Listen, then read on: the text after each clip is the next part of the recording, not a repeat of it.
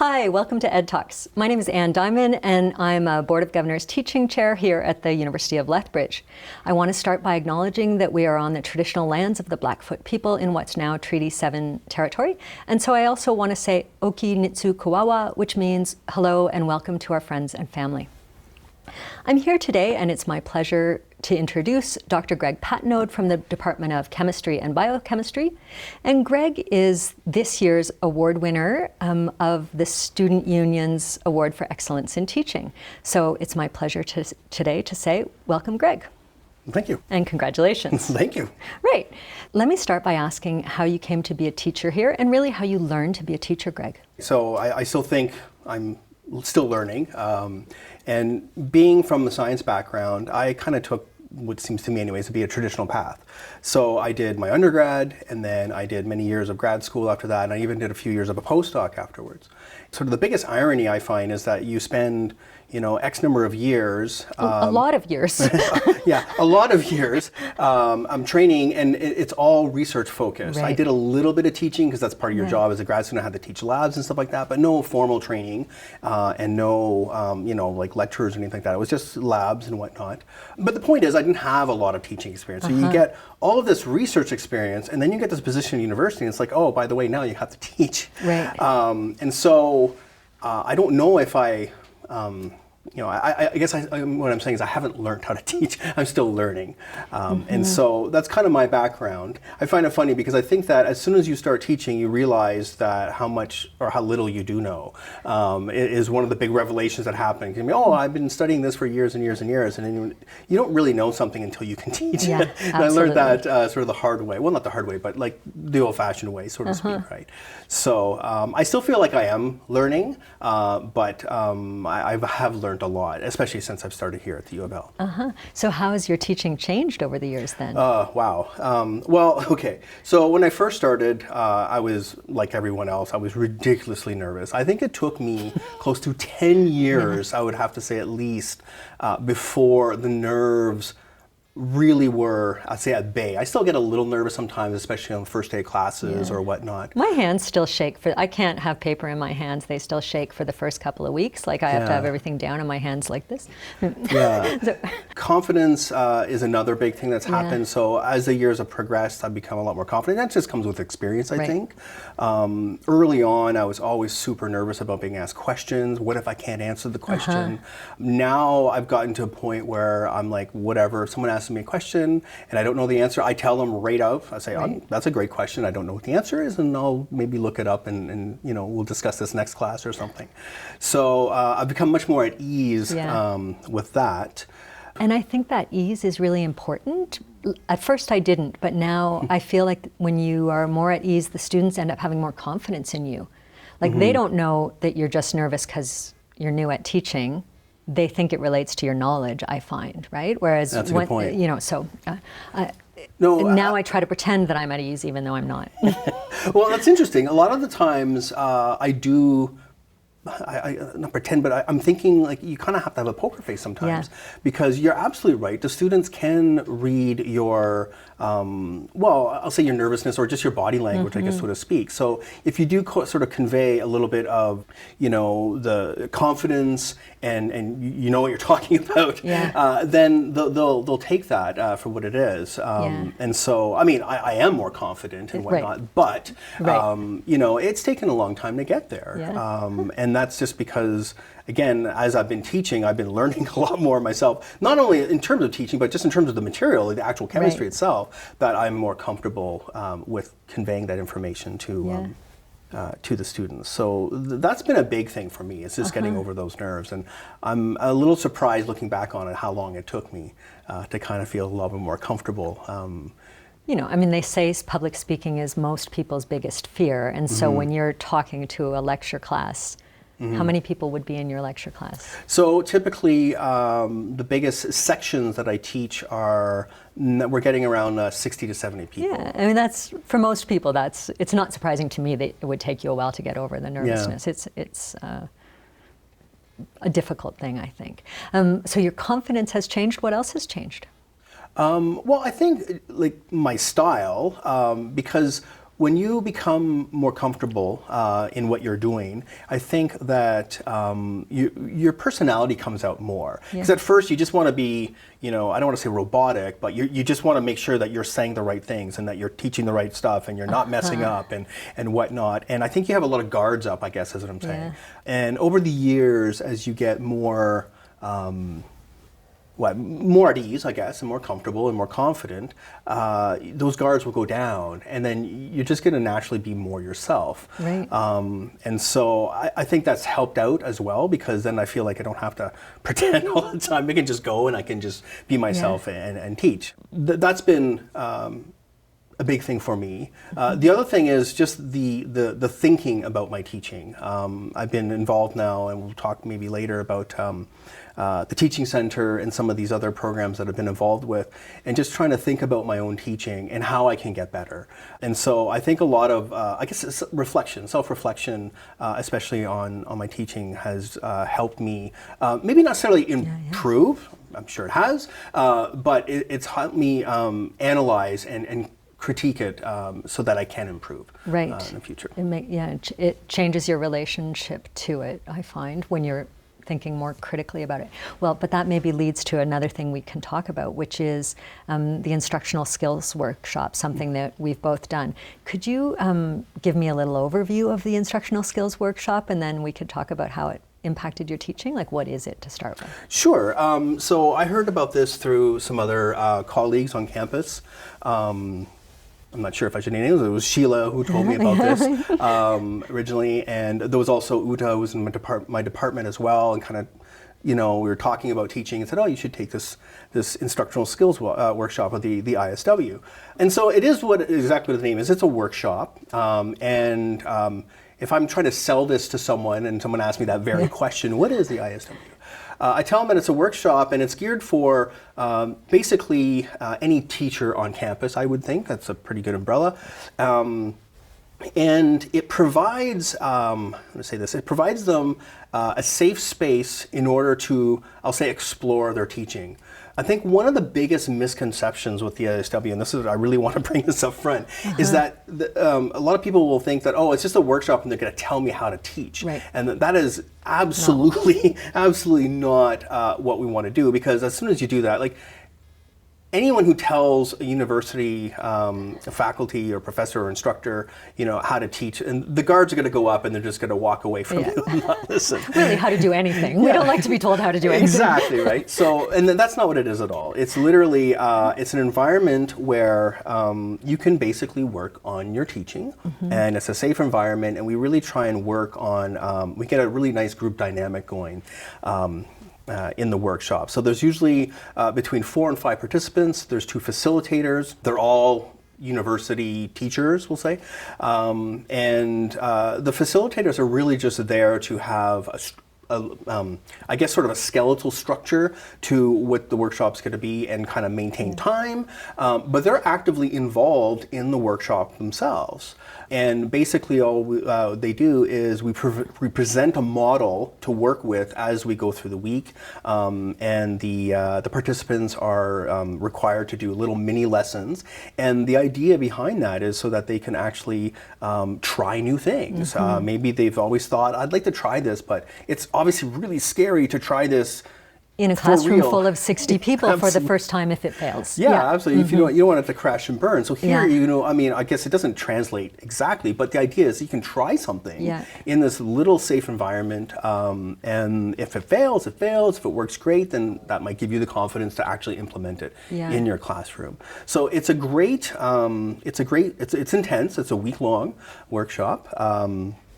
And it's 9 to 4, 9 to 4:30, so it's all day. Full commitment, right? 4 full days of commitment. But it's extremely rewarding, and I'm sure you felt the same way. Where as a participant and a facilitator, you really see the group kind of come together, and you see these really interesting ideas that come about, and how everyone in that kind of, and you kind of see what they get out of the workshop too. And I find that really rewarding. One of the things I was surprised about the ISW that I really liked was, for me, it was really key that when you are a participant in it, you you pretend to be a student learner, and then you provide feedback for the instructor. And for me to be on the other side of the desk after I had been teaching here for so long was really interesting, because you realize, oh, I do some things as a teacher that I would not like as a student, right? So, but I found both sides of the process really instructive for my teaching. So like you, it was a great experience for me. Yeah, and I think that's actually a good point we should mention about the ISW, is that there is a ton of feedback. Like, it's not just you try something. Yeah. Everything comes with feedback, everything, even how your day went at the end of the day, you have to provide feedback. Yeah. And so it is interesting, like you said, to kind of put yourself into that sort of position that we haven't been there as a student for a very long time. Right, and when I was a student, I wasn't really thinking about modes of pedagogy, like how does a teacher decide what's the right way to teach this topic? And so that was really useful for me. So for you, what were some of the key takeaways from the ISW? Well, it was interesting. So, well, I'll just say right from the front, one of the most amazing things for me that was not a revelation, but it kind of was at the time, was that the groups are usually very diverse. So in our ISW, there was myself in science, yourself in fine arts. We had someone in nursing, and we also had someone from liberal education. So you get this very diverse sort of background of people. Right. And everyone thinks, well, but my courses are really special. Were you going to say that? No, what I was going to say, well, in a sense, but what I was going to say is that everyone realizes, you come quickly to the realization that we all struggle with the same anxiety, even if we're teaching completely different materials. Like, nursing, they don't do lectures. Everything's hands-on and all that stuff, but they still have the same challenges that every other teacher has. You still have the same anxieties. And it's kind of, revelatory to see that. You're like, oh yeah, it's not just me. It's not my discipline. It's not my course. It's actually... It's everyone, And learning about teaching in general can help all of those things, Well, it's such a solitary thing, right? I go to my classroom, I close the door, and it's just me and my students. Right. And so it's really solitary. So it's just great to kind of get out of that and talk to other teachers, especially from other disciplines, and say, oh, you're having trouble with that too? You're really scared too, or nervous sometimes before class? And so, if anything, that just helps. I don't know, I think it kind of, I don't want to say it justifies it, but at least you feel that you're having a kindred spirit. It normalizes the nerves for something. Yeah, exactly. I totally agree that was a key part of it. Yeah, so that was great to see that, and you get this interesting, like I said, group dynamic that kind of builds, again, from people from different backgrounds. One of the other key takeaways I took of this was the model that we work with, and I won't go into the details of it, but we try and break down lessons into different sections and stuff like that. And I've never been someone who liked doing that. So I don't want to say I was resistant to the idea, but I didn't think I would like it, I guess, as much. And again, when we do the ISW, we're not trying to force anything down people, but you have to have something to work with. And so this is the skeleton that they give you to work with. And so I was like, okay, well, let's try and work with this. But what was interesting is one of the sections in that was on goals and outcomes. And this is something I kind of sort of thought about it peripherally in my teaching, but never sat down and really asked myself, like, what do I want my students to get out of this? And, in the past, it'd be like, oh, I want to learn some chemistry. But that's obviously kind of a cop-out. It's a pretty vague sort of statement. Or even we like to learn the things that are in the first year book, right? Like it's like, well, this is what the textbook says, and this is what I learned, and that's how I defined my discipline. But now, 15 years in, or however far in you are to teaching, you might be able to be a lot more critical about what those goals need to be, what they need for their upper year courses, right? Absolutely. So it's not just this vague statement, like, what are the goals? Well, there's definite skills that I require my students in order to have mastered by the end of my class. And so even if I don't articulate that to the students, and I know a lot of people do put that in their course outlines, and that's kind of the direction we're going, or I'm going anyways, but the very fact that I was reflecting on this and asking myself, that has helped me, I think, make my courses better, because every year, you tweak things, and I did a massive overhaul. We changed textbooks, and so I had to I reorganized all the material, but some stuff had to go. And as teachers, and especially in a heavy content course that I teach here at the U of L, all the material is sacred. It's I can't do Sophie's Choice, right? I have to hang on to this. I got to hang on to that. But why does it all need to be there? Well, because the content is massive, right? Because I teach organic chemistry, is the bread and butter course that I teach, and there's a lot of stuff that we got to get through. Because it's required for the next course. Yeah, right. exactly. So it is required material, yeah. Well, yes, but then there's always stuff that you can't do it all. You just can't, right? So the question is, what do you? And so cutting becomes very, very difficult.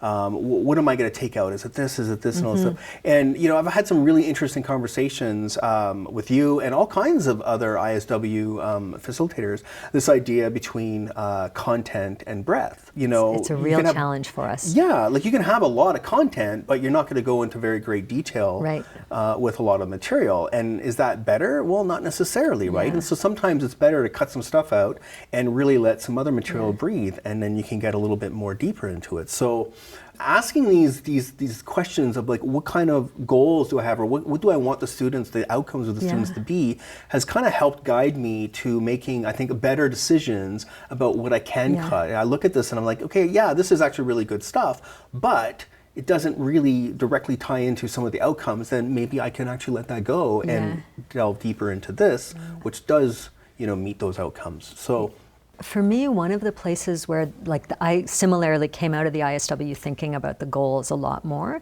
and one of the places where that kind of discussion made me realize is we often think about teaching as in relation to one course, but that course is in a curriculum, right? And so thinking about the wider set of courses, the prereqs, the courses that will come after for the different things, change those, the way I cut, which I think is essentially, you're talking about the same process. Yeah, I mean, right? it's definitely, if you're teaching a course that's like literally one of the courses is a requirement for the next course. Right, so that's, we have a certain amount of content we have to get through. If you have a course that's terminal, for example, then you have a little bit more to play with, and it's not so detrimental to, especially if it's a prereq to something else, right? Because, the next course is expecting you to know this knowledge. Right. Maybe that might lead to a different kind of question I wanted to ask, which is, I think it's interesting that you teach very different kinds of courses. Like I know you teach organic chemistry, which I personally have psychic scars from when I took in undergrad back in the day. Sure. But you also teach more seminar type courses. Would that be a fair way to describe it? Sure. How does the teaching differ in the different kinds of courses? There's no right model of teaching, there's no big secret there. And because, something that might work really well for this course would be absolutely horrible for this course, right? And so you can't have a universal model that works for everything. So when I teach the organic chemistry course, it's very lecture-based. It is partly, I've got a lot of content to get through, and that's one of the challenges. I keep looking at ideas of people doing some really cool, innovative things, flipped classrooms, and I've kind of slowly incorporated some stuff into that, but it's difficult because you just have so much stuff that you absolutely have to get through. Well, and you have something like a flipped classroom in the lab component of the course, right? Yeah, so inherently the labs are kind of almost flipped. You're right, absolutely. Yeah. So that's kind of built into that. And that's kind of what the labs always were. They're like the big hands-on. The thing about that, though, is, the stuff that we teach in the lecture has nothing to do with the labs. Like, we don't teach theory for the lab. That's not the way it works, right? Yeah, absolutely.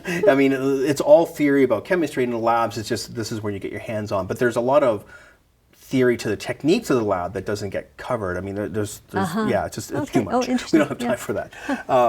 But the other course that you're talking about, or I think what you're talking about, is I've been teaching a history of chemistry course since 2010. It was something that I went to teaching conference, and I went to one of the talks, and this person was talking about their history of chemistry course, and I just found it fascinating. I've always been interested in the history of things, so whenever I get interested in anything, a hobby or something like that, you know, I want to know everything about that particular hobby and everything that came before. And so I kind of did the same thing. Like I teach chemistry, I want to know a little bit more about the history of chemistry. And so I started doing a little bit of research, and I was fortunate enough that I had our department was flexible enough that they allowed me to develop this new course. And this course is completely different from the other one. So it's not a prereq to anything. It's a terminal course in that sense. So there's not like I have to get through a certain amount of content. It's all based on whatever I decide I want to cover. And the class sizes are much smaller. So it's capped at 30. It's generally, I would say on average, if you were to average, usually around 20 students. So it's a much smaller class size. And while it's lecture-based, I do talk a lot about stuff. There is a lot more of a class discussion in that course. So that one there, I actually have questions that I even give the students beforehand, and I usually ask most of them in class, and they're basically directed on, so I guess in a sense it's a little flip because they have to do readings before they come to class, and we discuss the readings in class, and I like to bring up or highlight points that I want to, to follow the story that we're doing. And so, yeah, mechanically the classes run completely different. And it is nice because I do get to, or I should say it's a lot easier anyways, to try and do different pedagogical things in the history chemistry course because I have a little bit more of that flexibility. There's less students and there's not so much hanging on it. Exactly. I don't want to completely, screw up a cohort of organic chemistry students because I want to try something different or radical in class. And do you get different kinds of students in those courses? Oh, absolutely, absolutely. So in the history chemistry course, I usually ask the students on day one, like, who's here because the course counts as a science credit, a science glur with no labs. And, I'm like, it's okay if you put your hand up. Most of them are really honest about it. But that's, maybe I'm short selling myself a little bit, but it's a lot of students take it because it does sound a little bit more interesting, and it doesn't seem like why would you take quantum chemistry when you can sit there and take a history chem course as a science course, right? So it fills one of those nice science glurs, and so, but I usually use that as a challenge to say, well, okay, maybe you weren't super interested in the history chemistry, but I'm going to try and turn you on to the subject as the semester goes on, and maybe you will enjoy it. And a lot of them do. They say, this was a great class. I enjoyed a lot more than I thought I would, and those are the things I kind of like to hear. And what's really nice about it is that course is open to basically anyone. I have 2 prereqs.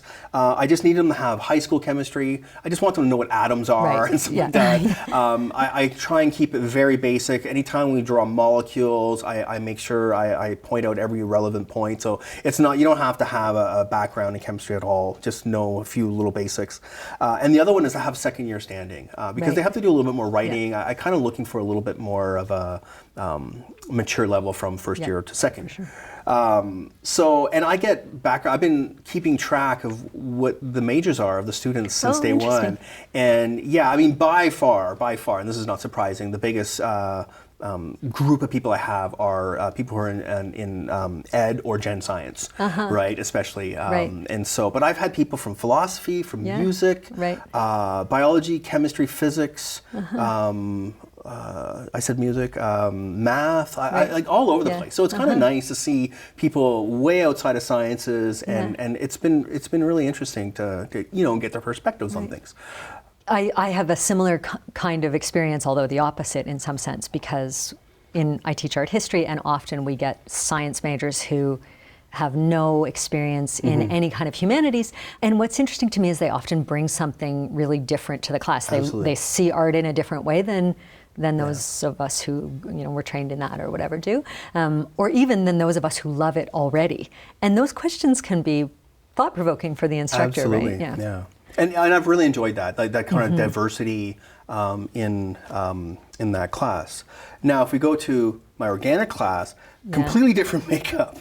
So I have the unenviable, I guess, task of teaching this class in the sense that Chemistry 2500, that's the first semester of organic, is, I call it a filter course. So if you want to go to a professional program, dentistry, be a vet or be a doctor or something like that, you have to take this class. It's one of the classic filter courses. And it has an absolutely horrible reputation on campus.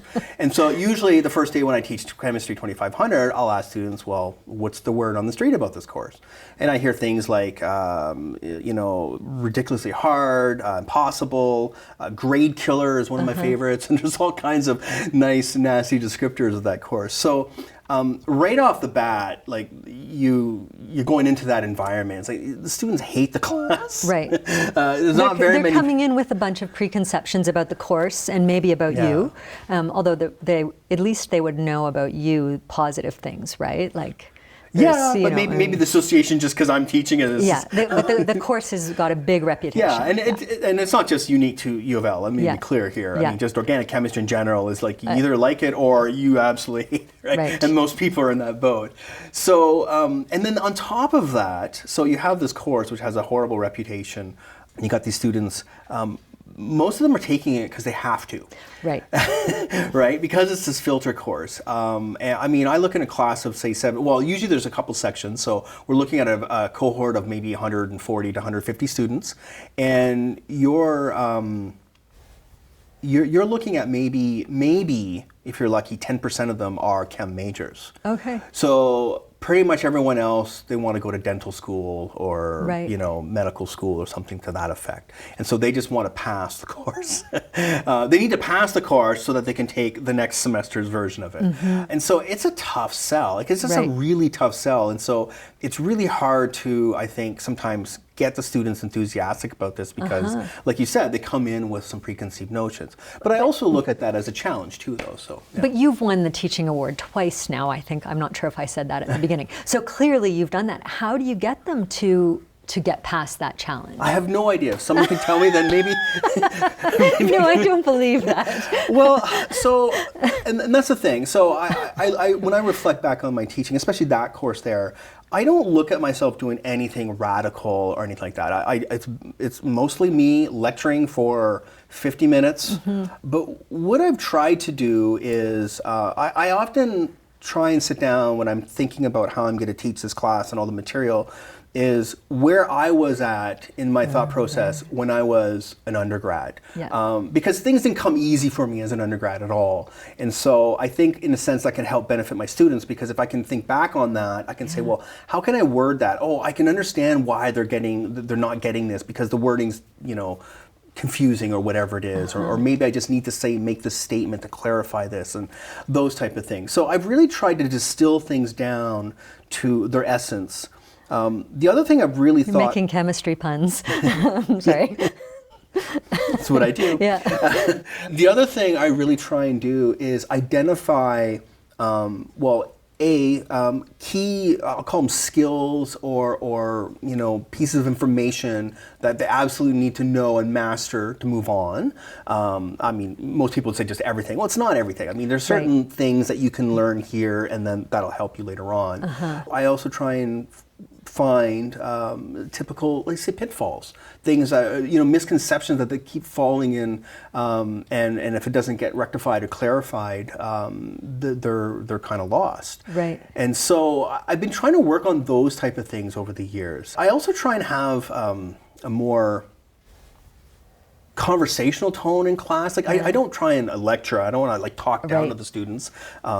Maybe some of them see that as that, but that's not what I try and do. I try and keep things. I like chemistry, and I'm kind of passionate about that, and that does come through because the students mention that a lot in my evaluations. They go, Greg's really passionate about chemistry and stuff, which is nice to hear. And I think so. Maybe having that energy can also help them keep them engaged a little bit more.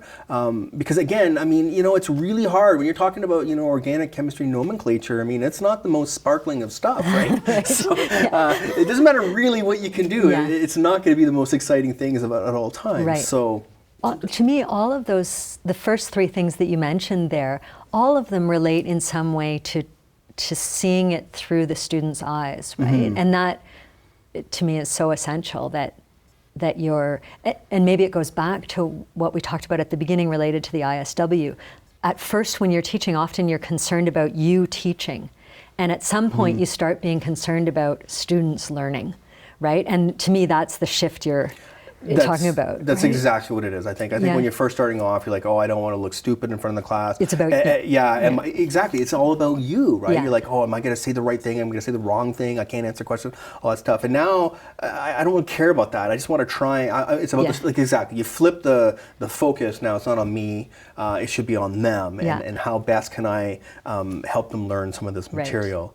And so, like knowing I have to simplify this because it doesn't matter how well I express it, it matters that they understand it, right? Yeah. And so, all of those things in some way are about their view. You know, you kind of develop also some, I'll call them techniques or things that just you do. One of the things I ended up starting doing for a while now is I repeat myself constantly to the point where I think I'm almost annoying, but I think I have to because it seems like I cannot say something enough times where students will still make the same mistake. And I'm like, how is it that the student said this on a final exam when I've been telling them 6 times a class for 12 weeks, the same thing, and they still get it wrong. So clearly, maybe that student's not going to class, I don't know. But, but so I repeat myself. In fact, I even call myself on it in class. So I try and bring a bit of humor. I mean, humor's subjective, I guess, but I try and keep things a little bit lighter, and I do like making jokes in class and some, try and lighten the mood up a little bit sometimes. And so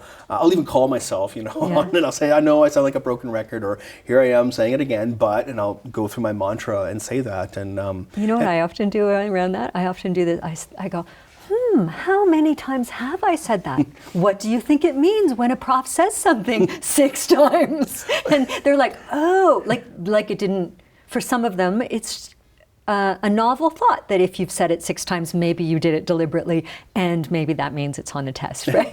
Well, it's so funny you mention that, because I do that actually on the board. So I've got my slides up, and I don't necessarily read off the slides, but I'm sitting there and I say, you probably notice that this word is bolded and italicized.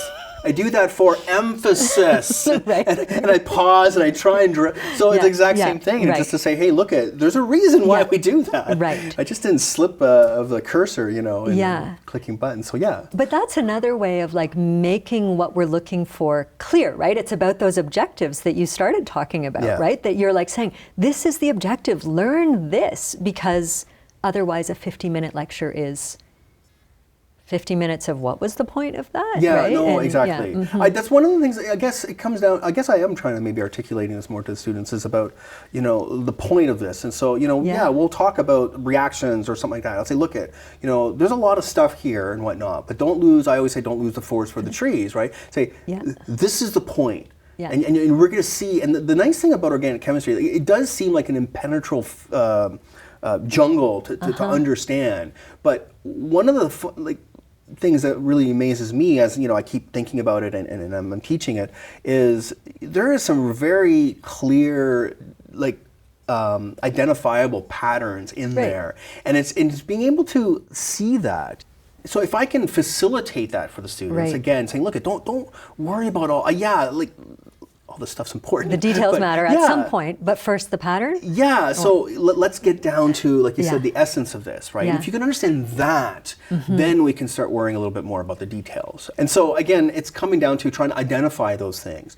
Say, look, this is the important point here. And I do try and emphasize that as much as I can in class. So you're right, so that a student can say, after 50 minutes, saying, well, you talked about a lot of stuff here, but you did say that this is important. So that's probably going to be something I might test on, or at least that's helps you learning for the rest of the course. Right, and then at some point they get sophisticated enough to go, okay, that was what the point was, and these were illustrations of the point, or I can figure that out. I assume it's the same in your discipline as mine. The other misconception that I have to fight against, and I don't know, it's like this I think for university, but is the fact that you have to memorize everything. They're like, oh, you just got so much to memorize it's not unique to organic, it's the fact that you have to memorize more than maybe another course, right? I mean, and I tell my students on day one, I say, look, I'll tell you the secret to organic chemistry, and it's not memorization, because there's no way in hell that anyone can memorize this stuff. Have you seen an organic textbook? It's massive. It's a doorstopper, right? And so I tell them, and I try and make it intriguing. Oh, he's going to tell us, he's going to crack the code for us, and then I disappoint disappoint them, because I tell them that all you need to do is you just need to do a lot of work. It's good life advice. Well, and I say, look, I say cramming doesn't work. We even have it in our course outline now that cramming doesn't work in organic chemistry. Maybe it does for other, unless you've got a super good memory or like a photographic memory, you might be able to get through it, but what's the point? Because it's not going to help you in that second course that you have to take, no, right? If you just can't memorize all of it. And then, of course, then you're a robot, right? Because, a lot of times we can easily flip a question saying, well, we asked it like this in class. Oh, I can just ask it in reverse, so to speak, on a test. And the students are like, well, I have no idea. We've never done this stuff. It's like, absolutely we've done this. We just looked at it from a different perspective, right? So if you memorize things, it's not, you're not analyzing, you're just literally memorizing those steps exactly how it is. And so you're not applying anything. Right? And how do you get students to move from that, what we would call a lower level order of learning? Yeah, the rote memorization. The rote to a more sophisticated understanding. Well, I don't know how successful I am, because I know a lot of students are still just memorizing this stuff. Yeah. I have students come into my office all the time and saying, well, so you're just telling me you should memorize this. And I always say, no, you're not supposed to memorize. I don't want you to memorize this. I even have students call me out on the evaluation saying, well, Greg says I should memorize, but how else? And I say, look, there's a lot of little things that we have to learn. So one of the problems with organic chemistry is very abstract. It's like math. So they have to learn a new language on how to describe the molecules. They also have to learn a lot of new jargon, right? It's like that in any discipline. But then there's also another language that they have to learn, and it's how to draw the molecules. We're very particular about that. And there's a lot of, you have to be accurate when you come into that. And so a lot of it is them drawing molecules and whatnot. And so there's a lot of new stuff that they have to do. And quite a few disparate skills, right? Skills that, drawing is different from language learning if you think of those as skill sets you're requiring. Wow. So there's a lot of that kind of comprehend. And then they got to also understand the theory while they're applying all that. So I get it. It is hard. And so this idea of memorization, I always tell students, of course you're going to have to memorize some stuff. I'm not saying you can't go through the course without memorizing anything. That's impossible. But I tell them, I say, you probably know 10 phone numbers off the top of your head. You memorize them at one point, but now they're just their knowledge. Right. And I say there's a lot of little skills in organic chemistry that you have to learn that I want you to be at that point where you've just, I've got them on your tips of your fingers for the final exam. Yeah. A great example is, I don't have to get into the details, but it's like calculating formal charges. Literally, you're just doing subtraction is all you're doing, right? In your head very quickly, and I look at a molecule and I look at that atom, I'm like, okay, I know it's got a positive charge on it. I know it's got a negative charge on it. Right. I have students at the end of sometimes even 2 semesters, by the second course, that still have trouble with that. And that's an easy fix. They can come in my office and I could rectify that within 5 minutes. And if they just figure that out, and so instead of wasting all this brain power during an exam saying, oh, I can't figure out the formal charge, because then the rest of the question falls apart, they can't do that. Then, if they can just fix that and not have to worry about that, then they can worry more about the actual meat of the question. So it's little skills like that I really want them to try and not memorize per se, but just, that's why I say it's about doing work, but it's not cramming, it's doing a lot of work, but a little bit every day. Until it's second nature. Exactly. You want to see the stuff all the time. So I don't want you going home and studying 2 hours a night for organic chemistry. No one would ever do that. But it's also, that's not very productive. I think if you can just sit down and just do half an hour every day, right? Now, of course, if you're studying for an exam, you can bump that up. But just in general, right? So you go to class, later on, review your notes, maybe clean them up. Because, there's research that shows that the more you see something, right? So you go to class, you see it once. Maybe you've read before your class, read the book or something like that. So that's once. You go to class, you review your notes or rewrite them. Right. You do some studying. So there's already 4 times, and it's you constantly just keep going back to it. But rather than do these marathon sessions, if you do these smaller sessions, I think it'll sink in, it'll penetrate, percolate, I always say, a little bit faster. Right. So that by the end of the semester, a lot of these, I'll call them lower level skills, are at their fingertips, and they can start maybe trying to push themselves with the more challenging material, right? Absolutely. So it just takes time. Like it's no secret, right? I mean, you want to be a good violin player, you just need to practice a lot, right? I mean, there's no cutting those corners, right? I mean, there's maybe a few gifted people, but even the really gifted people practice a lot too. Right. So you just got to put in the work. And I like the idea of that it's like learning a language. Like everyone knows to learn a language, it requires consistent everyday practice, or learning an instrument. I think that's a really interesting way of thinking of it. One of the things I wanted to go back to, Greg, is you mentioned about students coming to your office. And I know that you have a reputation on campus as being someone who's really available to students. How are you available to students, and how does that happen? Well, when I first started, I actually would post office hours. Right. I've gotten away from that for many years now. Basically, I have an open door policy, as I say. Because if I'm not teaching, and if I'm not, gone for coffee or something, I'm usually in my office. And so, come by and just knock on the door. And if I'm not super busy at that moment, by all means, come in and I'll help you. Students would. I'm not saying it would do better, but I think the students can can get out a lot out of coming to my office. And sometimes, like I said, it's just it's literally a simple misconception or something, and I can rectify. And it's so much easier in person. I can do it in 2, 3, 5 minutes. Because they don't know what it is they're missing, right? And you are figuring out what it is they're missing too, probably. Well, and sometimes it's also just.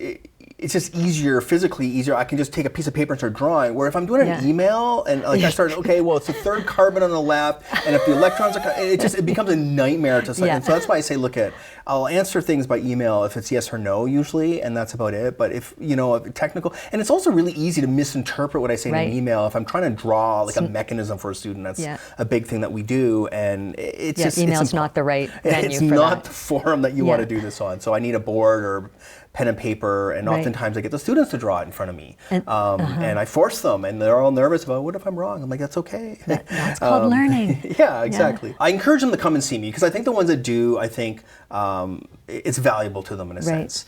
And I tried something a few years ago, has it been a few years now? It has been, where I was talking about identifying these little, and there's a lot of little things that, I found students can be better at this, students can be better at that. So I developed these little, what I call them, worksheets. Right. And I had about 5 of them, or 5 or 6 of them, I can't remember.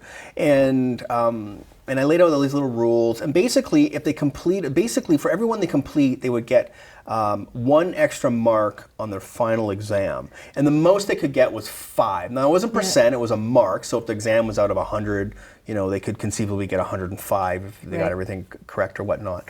But they had to, I had all these rules where they had to do the first one to be eligible to do the other for points. They could only do 1 a day. They could not take them home. They had to literally do them outside my office. So it was just little, it was... So it's like game mechanics to make them learn a little bit at a time. Yeah, they were just, they were literally exercises, and they were specifically designed to test one skill that I found that a lot of students were lacking on. Now, even if you thought you're good at it, come by and do it. You get the little reward, the carrot. I think the valuable part of that was that as soon as they were done, I would take it, because I had to make sure their name was on it, the date was on it, and whatnot. And I would look at their work, and I would correct it. Right. And like in front of them? I would. It took me a minute to go through it, and I'd look at it, and I'd say, oh, okay, this is wrong, this is wrong, this is wrong. But then, I didn't want to tell them I was wrong, but I would, give it back to them and say, okay, and a lot of the times I could see where they went wrong and say, okay, I think this is what you're doing wrong, and let me try and hopefully explain to you or show you why it's wrong, and then we can rectify it. Yeah. And I think there was a lot of times where students is like, oh, okay, I've been doing that wrong the whole time. It's like, yeah, so now I've fixed it for them, right? And then they're so much more likely to remember it too if you've had this one-on-one with the professor. Well, and that's the value, I think, of one-on-one teaching. Right? Yeah. I think it was very helpful for the more involved, I'll say, worksheets. So one of them was, like I said, mechanisms is a big thing. So mechanisms in organic chemistry is when they have to show how bonds are being broken or bonds are being formed and how you get changes in the molecules. And we have a language for that all in itself, the ways we draw these things. So it's not just drawing the molecules, but it's the way we draw these arrows, and there's a lot of specifics in that.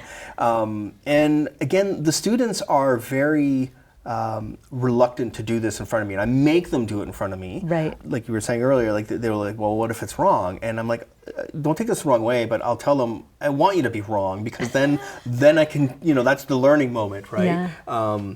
And so, but I think because they're so scared of making a mistake, and that's one of the biggest problems, I think, with students just in general, is they're just so scared to make a mistake. And I'm like, you have to make mistakes in order to learn. Right. I think that's important. So just let go of the fact that you might make a mistake in front of your professor. Who cares? I'm not focused on that. Let's work through it. And I think once they start going through that, they get a little bit more confidence in their ability. I can explain, what's going wrong or what they're doing right and stuff like that. And then we can maybe hopefully, fix any mistakes that they're making. Yeah, there's a lot of value in that, like sort of one-on-one. And I had a ton of students get involved in that. It was kind of, it was interesting. It wasn't as time consuming as I thought it was going to be. Yeah. It got a little, I gotta be careful the words I choose here, but sometimes, I didn't really want to deal with that because I was doing other things and stuff like that, but I still, the moment, like the response in the moment, that's not something that would work in my work and balance. Just having to be available all the time, it was a little bit hard. But I mean, in general, I don't see a lot of students come to me, and that's, I think, one of the biggest problems, right? So, students email me or they'll say to me all the time, saying, "Oh, I used to study an hour a night and all that stuff," and it doesn't seem like it's sinking in. But I don't know their study habits. Maybe they're studying with Twitter and email all the time, right? Maybe they're just looking at the question, thinking of the answer, and opening the book at the solution and saying, "Oh yeah, I would have done that." Okay, that to me is not like I don't know what the study habits are, and so I don't know the quality of the study is. Going to see your professor, I think, is really important. A, to clarify any misconceptions, but also getting some of that one-on-one training or instruction, if you will, can be very, very helpful. So I find I don't get enough of that unless I had the carrot. So we can tell the world here, Greg is looking for more students to come to his office hours. You're going to hate me next year. I also wanted to talk to you about your project as a teaching fellow, right? You were a teaching fellow with the Teaching Center, and you initiated a project that related to mentorship around teaching, right? Tell me about that. Yeah, so I get the dates right. I was a teaching fellow from 2016 to 2018. And like most teaching fellows, I didn't really start doing a lot of work until the last couple months of my teaching my teaching fellowship. We were talking about the students. Right. But it takes a while to find your legs and to know what the project will be. And it was kind of up in the air for a little while. And I was talking to Dave about this, and we went in the direction of the teaching mentorship. And part of that was because when I first arrived here, I can't remember the exact dates, but it was either my first or second year I was at the university. I was part of a mentorship program. I was paired with a mentor. My situation was a little unique because at the time I wasn't teaching any lectures. I was strictly doing all the labs. So that was a little bit different because most people were paired with like a mentor who were teaching lectures and stuff. But it was a really interesting a program, and I had a great mentor, and we had some really interesting conversations and stuff like that. And it quickly died out after I was done with the program. And so there's always been talk amongst a lot of faculty and colleagues about it'd be great if we had another mentorship program going. And so we thought about trying to resurrect this. So the challenge was, though, is what does this look like? And there was about a zillion questions to ask, and we've only answered about 4 of them. So the thing is, though, it's very hard to manage, and we want it to be, we wanted to have some value, right? We didn't want it to be superficial either and stuff. So so we ran a pilot project last year. It ran for the entire year. It ran from September to April, and we had, I should know these numbers better, but I think we had 5 or 6 mentees, and we had a good cohort of 8-ish, I think, mentors. And we implemented, certain things, and I think for the most part it was a success. So we had a lot of good feedback. Who were the mentees? Like, where'd they come from? Yeah. Yeah, so what we decided to do... Were they all incoming like first year teachers? So what we did is because we didn't know, that was one of the questions we had, like how do you get your pool of mentees? Yeah. And so we decided that because Jeff Meadows at the Teaching Center usually has I don't know what it is, it's like an orientation, I guess, a new faculty orientation. And he basically, he had 2 groups and they were quite large. I'm not sure the exact numbers, but he put it out to them saying, look, we're starting this pilot project and would any of you like to be involved? And that's where they all came from. So they're all entirely new hires. Right. And that we don't want to restrict it for that like forever, but that's how we wanted to start. So the mentees were incoming hires. And the pool of mentors is we just, we grabbed them from basically the ISW facilitators.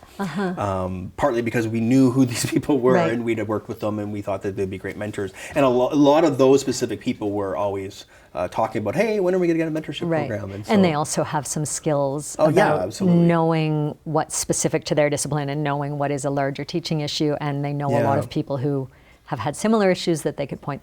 That makes perfect sense to me. And was the program structured like you have to mentor 3 times a week, or how did that work out? Well, again, a lot of the questions that came up that we thought of, and I have always felt, partly because this is my project, so I never wanted something to be too structured. I found that kind of counterintuitive. And we've talked to different colleagues and stuff like that, and they've talked about some of the mentorship programs they were involved in. And you want these things to be a little bit more, I guess, organic, I say, and no pun intended there, but in order to get a better, I guess it's a relationship. You're ultimately trying to develop these relationships with these people, and obviously so they can help you through. We knew from the outset that we didn't want to have it too structured. In fact, it was very loose.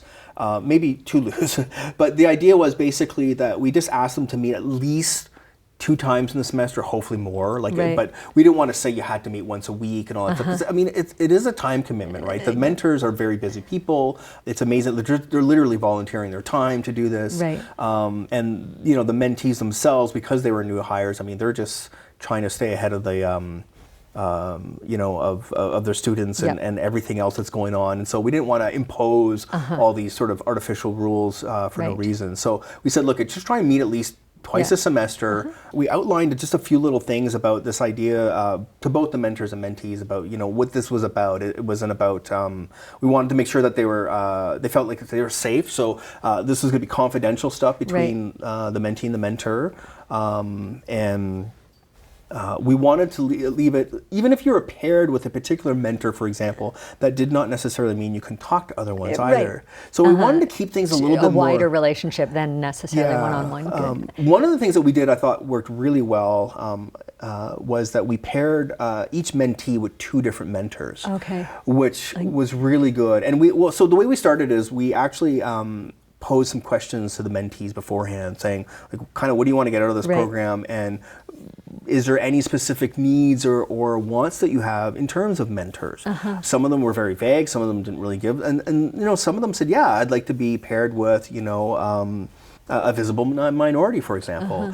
And we are fortunate that we did that. So we tried to pair things as best as we can with the resources that we had. But I think having 2 is good, because you can even just have, paired with male and female and those different dynamics. Maybe you want someone in your department and someone outside of your department as well. There's all kinds of things to consider. And all the mentees have different needs. And so we tried our best to do that. And I think that worked really well. I think having the 2 mentors per mentee worked out really well. I think some groups met a little bit more than others, but that's natural, and that was totally fine. We held some debriefing sessions at the end of it, and a lot of them provided a lot of good constructive criticism, and hopefully, and we're going to try and mount this again this year with taking in account in these ideas and stuff like that, and just try and move it forward. But we want to move it forward slowly. I don't want it to go too fast, because then I'm scared it's just going to implode or topple over. I think and that'll be the end of that, right? That makes sense. One of the other parts of your job is coordinating the chemistry labs, right? Is that a kind of teaching? Oh, absolutely. I think so, for sure.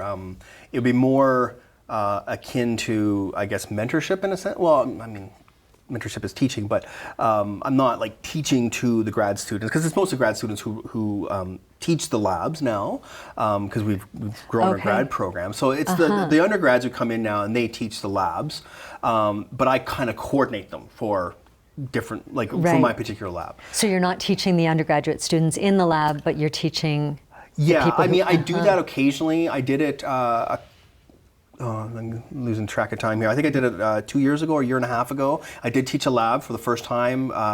Before that, it was like 8 years before that. Right. I used to just exclusively be in the lab teaching the labs.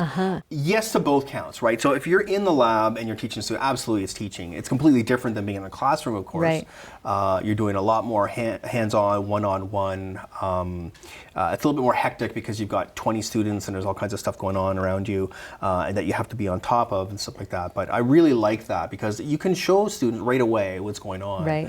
Now, in terms of coordinating the labs, I view that as teaching as well, because I have these different grad students that I have to mentor, so to speak, and we cover things. Now, a lot of it is very mundane stuff, like we're just working about or worrying about the challenges of this coming lab, and make sure you do this and make sure the students don't do that. There's that type of stuff. But that's important. Expert level teaching, right? It comes from experience. Yeah. But there's more to it than that. I mean, I've run into situations where students will say, or sorry, my grad students will tell me, saying, this student's been challenging me, or other. I had an issue one year where one of my TAs, she was female and she was having some interesting comments from a male student, so I had to address that. I guess the way I handle that and the way I talk to my grad students and how we handle the situation, I'd like to look at that as a form of teaching, because then maybe then and whoever knows how long from now they might be in a situation where they have to have, I'll say, people working for them, say, and they're going to have to handle these situations. We learn by doing, in a sense, right? And so when you see people doing things and you're like, oh, they handle that situation. If that situation happens to you later on, I'm not saying you're going to handle it exactly the same way, but you've got a model for it. Yeah, you've got a little bit of experience in that, and so it's a lot of it's very mundane. Like I said, it's just is the reaction going to work and that type of stuff. But there are other challenges that work up that kind of come up in the labs that I have to deal with and have to talk to my grad students. I try and I like getting their input. I really do like having them give input, and I like to listen to them. A lot of them have really good ideas, and so we change things and stuff like that. So I hope that they see that as me being open to ideas and listening to them and stuff like that. That they they can implement that in their teaching as well. And it's true, like I've seen them teach before, and it's funny because I have one student working with me right now, and I think she's a phenomenal TA, but I think she also is regarded as kind of a hard TA from the students. Right. But it's one of those instances, well, she's hard, but that's what makes her good, because she likes to push the students a little bit. And I like that. And some of the students don't like that, obviously, and whatnot. But but she's very good, and she's very fair. And we've even had conversations about it. She's saying, well, I was thinking of doing this. And she's like, well, I don't know, maybe I'm being a little bit too hard. And we've talked about it and try and, work out ways of how to handle the situation and stuff like that. So in my training, and I think in yours as well, we didn't have that kind of mentorship around how to teach that you're talking about, and I think that's great that that's happening. Yeah, and I mean, this kind of going full circle, but this is why the mentorship program is so important, right? I think, because again, I get trained to do a lot of chemistry and research in the lab, and then all of a sudden it's like, oh, you got to go teach this class now, and you have no guidance whatsoever. I mean, because I don't know about you, but like, where did your first notes come from? I came from, I'd knock on doors, and I got to teach this course this semester. Can I have your notes? And that's what you build off of, and that's what you start with, because there's no way I'm making that from scratch. I have no idea what I'm doing. Right. In a sense, right? It's the biggest irony, right? We're the most educated people, but we're never taught how to teach. Right. But now we can be through the Teaching Center. Yes. I'll plug the Teaching Center again. Yeah. Well, that's the beauty about being on campus, and when you take these workshops or you get involved with the Teaching Center, is you start finding other people, other colleagues on campus who are, again, completely outside of your department, Right. but they're just as passionate about improving their teaching, just trying to be better teachers, and they've tried things. And so that's the thing, like I might want to try an idea, and there's a really good chance that someone has done this on campus at some point. So at least go talk to them and see how that worked, and maybe you can. The teaching center is great at, you should talk to, and sending you off to the right person. Yeah, right? Why reinvent the wheel when someone's tried something? And we've got some phenomenal people on campus who've done some really interesting ideas on campus, and they've made it work for them. And so at the very least, you can have a conversation with this person and get some ideas and on how to start, and maybe doing different things with your teachings. Yeah, it's a great way of meeting other people who are interested in improving their teaching, and just getting ideas off of them, and it's been good. I mean, there's so many people I know just through the ISW and through the teaching center. Absolutely. And it all started really with the ISW for me, because that kind of led me to the teaching center and so on and so forth, right? So and it's been great. Yeah. Well, I think that's a really great contribution you've made to university teaching in general, and I'm so glad that you have been awarded this Student Union's Teaching Excellence Award again. Thank you for being here today. It was really great to learn from you about all your teaching, and I look forward to future discussions about teaching with you. Well, thanks, Anne.